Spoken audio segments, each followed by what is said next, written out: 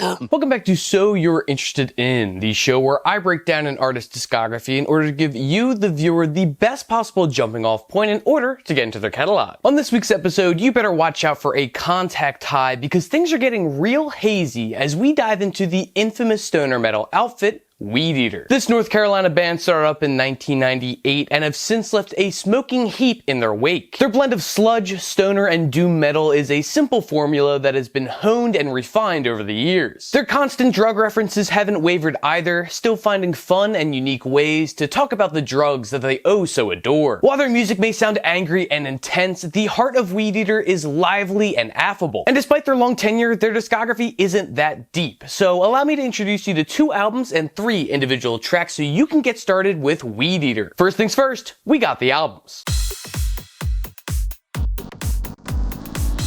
The first album from Weedeater that you should be checking out is their debut effort, And Justice for Y'all. While this might not be their best release, And Justice for Y'all is the perfect gateway drug to get you into Weedeater's stoner soundscape. See what I did there? A little gateway drug, a little stoner metal, huh? You're no fun. One of the first tracks to catch your ear will probably be Monkey Junction, mainly thanks to the bass in the intro that is played at a snail's pace. And boy do I hope that slow, loud dirges are your thing, because Monkey Junction is as methodical and deliberate as they come. The guitar tones will also help you set your expectations for the rest of their discography, as they stick with this sound palette for years to come. This is solidified even further with the cut Shitfire. While Monkey Junction pulls you in with its lumpy riffs, Shitfire grabs your attention with its quirky instrumental. It's not the best overall sounding Weedeater song, but each of the instruments are pushed to their limit, constantly changing things up and adding fuel to the fire. The drums in particular sound absurdly good in some sections, standing out as the sharpest instrument in the mix. That might not always be a treat, but Shitfire's drums are the real fucking deal. Eventually, this LP closes out with the track Bucket. This helps to tie the whole album up in a nice, neat bow, as it really is an amalgamation of the project's various themes and ideas. Not to mention, this thing is catchy as hell, all but forcing you to rock your head back and forth to the massively rung chords. There are even parts that veer into hardcore, giving you a nasty stoner metal edge to the punk ethos. While I personally enjoy the next track that we're going to be talking about here a bit more, I am still a firm believer that And Justice for Y'all is the perfect starting point for any incoming Weedeater fan. Next up, you absolutely have to spin their 2007 Steve Albini produced God Luck and Good Speed. Speaking personally for a second, this album, along with Sleep's entire discography, are the entire reason that I got into stoner metal in the first place. God Luck and Good Speed is beyond accessible for any new listeners, chock full of instantly catchy riffs and spellbinding vocals. Combining all of that and adding a cover of Lynyrd Skynyrd's Gimme Back My Bullets, and yeah, you've got a classic on your hands. Kicking things off is the title track God Luck and Good Speed. The dissonant opening will have you thinking you stumbled upon a My Bloody Valentine track, but once the wall of sound guitars enter the fold, you'll begin to feel the contact high seeping into your bones. This cut is going to have your speakers shaking so hard, it's going to look like they're trying to walk away from the noise. Singer and guitarist Dave Dixie Collins lays down some frickin' bars here as he gruffly shouts, "United we stand, long live dirt weed, mankind is unkind man, God luck and good speed." In terms of opening songs, it simply doesn't get much better than this. Another standout is the 7-minute cut, For Evan's Sake. An absolute epic of a stoner track, this thing is complex, dense, and fun as hell. It's a trip from beginning to end, one that is sure to excite with its plethora of riffs and easily singable lyrics. I mean, it's pretty hard not to sing along to lines like, "Wish I could be like you all the time, blind, deaf, and dumb all goddamn day." Although, the ever-present anger is subsidized momentarily with the ornate song Alone. Standing in for the usual barrage of sludge is a simple acoustic guitar and Collins' smothering vocals. Seriously, the vocals feel like hot tar being poured over a freshly picked batch of sunflowers, completely draining and sucking all of the life out of them. Alone is a killer cut for sure. One last song I'd like to touch on is Weed Monkey, this album's longest track. While the first half offers the typical choppy riffs and buzzing guitars that you've gotten used to, the second half of the instrumental goes hard as fuck. Everything is heightened just a bit more, bringing the noise in both the instrumental and vocals. Plus, how could you possibly pass up a song called Weed Monkey? I think there's a deeper issue at hand if this song title doesn't make you perk up right away. Anywho, I just spent way too much time talking about God Luck and Good Speed, so please take this as my overwhelming endorsement for this LP. And that's gonna wrap up the album, so let's talk about some tracks.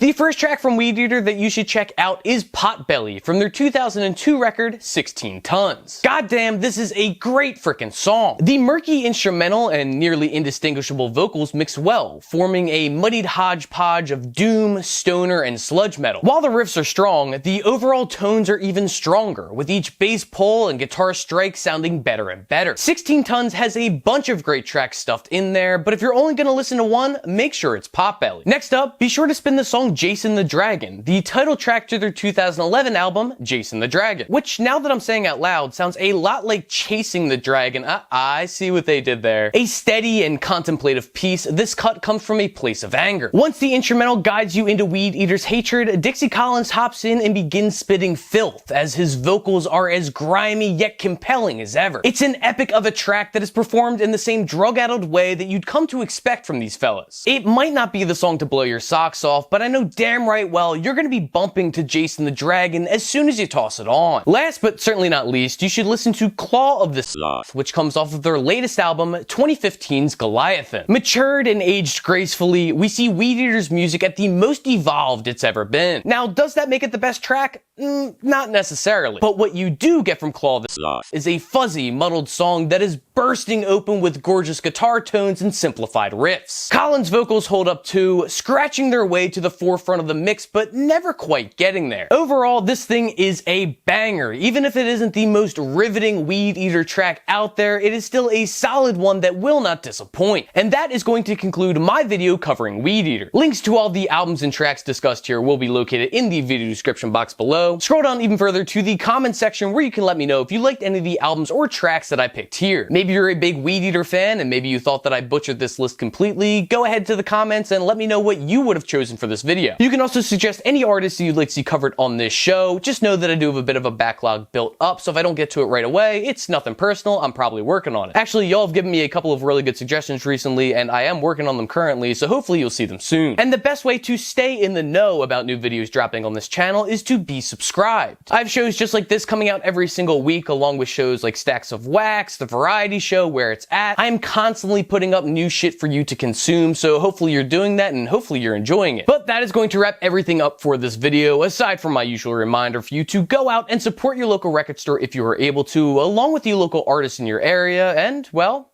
until I see you next time, happy listening.